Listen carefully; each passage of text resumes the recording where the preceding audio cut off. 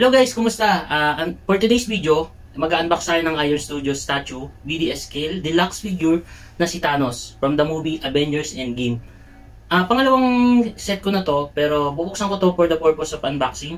And bago ang lahat, gusto ko muna kayong batiin lahat ng Happy Holidays, Merry Christmas, Happy New Year. At gusto ko rin magpasalamat sa mga ilang nag-subscribe sa akin ngayong taon. Kaya medyo ginaganahan akong gumawa pa ng video. Hindi pa ganun kalaki yung channel na to, meron pa rin sumusuporta. At sa mga nais naman mag-subscribe dyan, regalo nyo na po sa akin yun. Maraming salamat po. Pero kung hindi naman, wala rin problema. Ang mahalaga, nandito po kayo. Gusto ko sa box na to is glossy yung photo niya, no? Hindi tulad nung mga bagong labas is yung picture mismo nung statue yung nakalagay sa cover. Pero this time is talagang art photo siya. Parang ganun. So, ito yung box niya. Nabili ko ang statue na to is nag-iisa na lang siya dito sa online store sa UAE is yung online store is Virgin. Siya na lang yung deluxe scale. Meron kasi yung regular lang. Ito pinili ko talaga yung deluxe. And ayun, medyo mas mura siya kaya pinili ko na. Here we go guys. Ito na siya sa malapitan. Tulad nga sabi ko is maganda yung art photo niya sa box. Yung art box niya, ayan, Thanos BDS art scale deluxe version.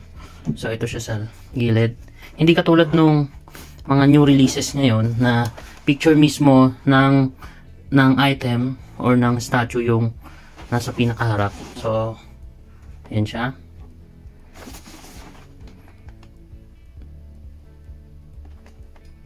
Made in Brazil, Iron Studios. Thanos.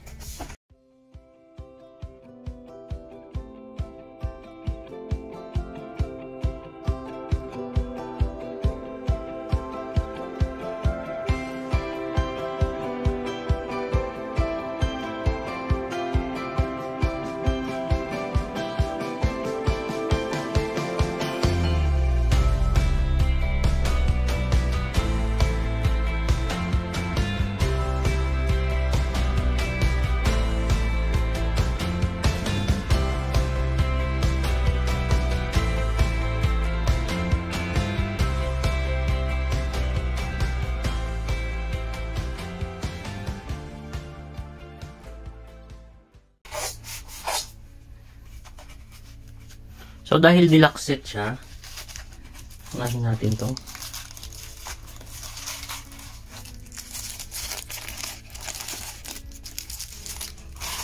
Ito yung extra arm niya.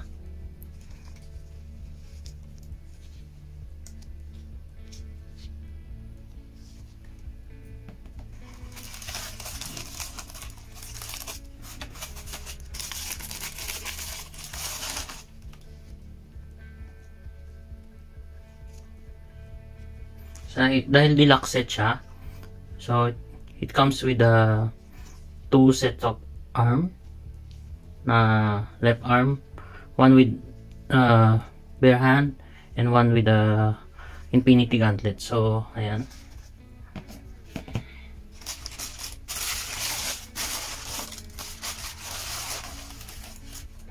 ito yung base, medyo mabigat siya guys.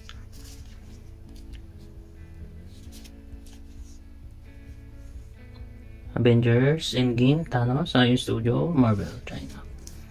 So, yung base niya mabigat. Parang almost 2 kg siya. Ayan, may parang letter A, logo ng Avengers. Sunod natin yung pinaka body.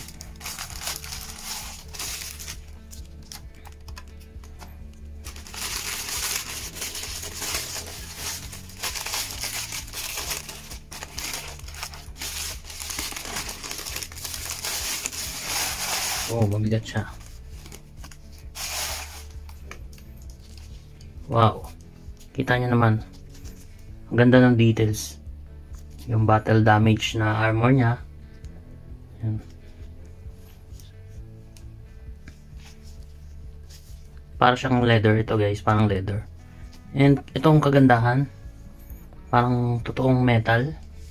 Pero hindi para, ano siya, Part din siya ng resin na Polystone. So tayo na natin siya. Tutusok lang siya.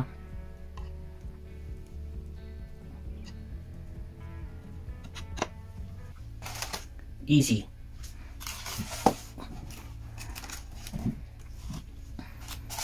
Then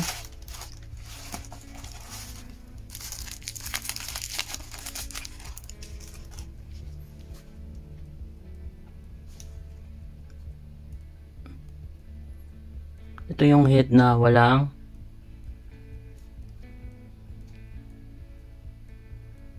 helmet. Wow.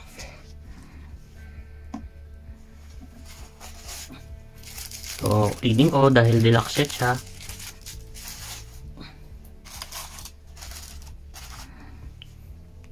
It comes with 2 sets of headpiece. Wow. I prepared this this piece. Ayan siya guys. Wow.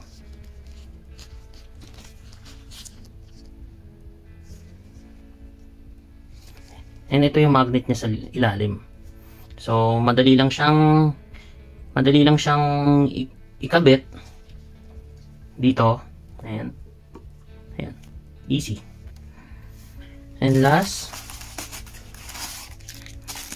is yung right hand niya.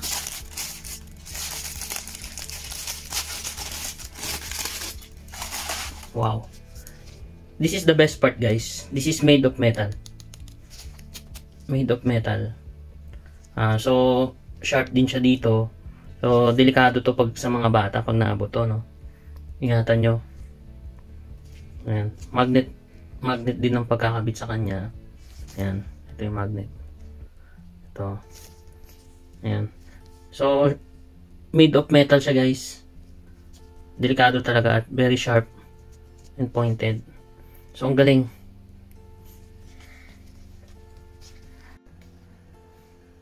Itong isang set ng arm niya na may gauntlet is nabubuksan siya. Then may maliit na parang flashlight siya na battery operated. Ayan yung battery niya sa loob. So didiin nyo lang. Ayan, umilaw siya. Sasalpak nyo lang siya dito. At siya yung magiging ilaw para sa Infinity Stones. Pero hindi lahat is clear yung ilaw. Ayan. Maliban sa ilan. Ayan. Galing. So pag wala yan, walang ilaw. Ayan. Wow. So pabalik nyo lang. Ganun lang. Ayan. Magnet. May magnet din siya guys. Invisible magnet. Then kakabit nyo lang. Ayan. Wow. So kabit na natin itong left hand nya. Right hand nya. Isa lang to, no? Isa lang to. Wala siyang kapalitan. So magnet operated. Ayan. Hula. Ganda. Pwede natin palitan ng arm.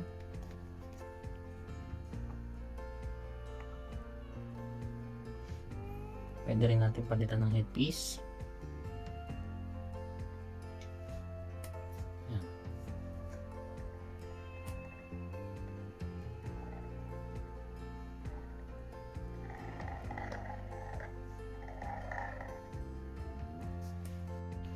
Ito siya guys kapag walang helmet. Cool pa din siya, no? Ayan. Sobrang ganda ng details. Sobrang pulido. 110 scale. Ayan. Kita nyo naman yung parang fabric ng damit niya. Yung battle damage armor niya.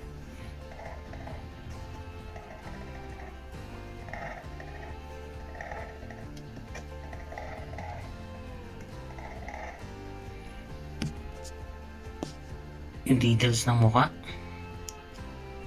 And of course, yung weapon niya is made of metal talaga. Let's change this to yan. Itong kagandahan sa deluxe.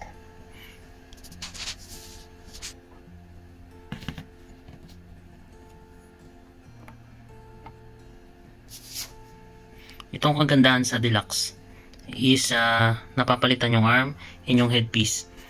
Yung helmet ay yung gauntlet niya is umiilaw din, no? And of course, gusto ko yung design niya, yung posing niya, no? Kasi naka-flex yung Infinity Gauntlet. Mas maganda siya i-display kasama yung Infinity Gauntlet.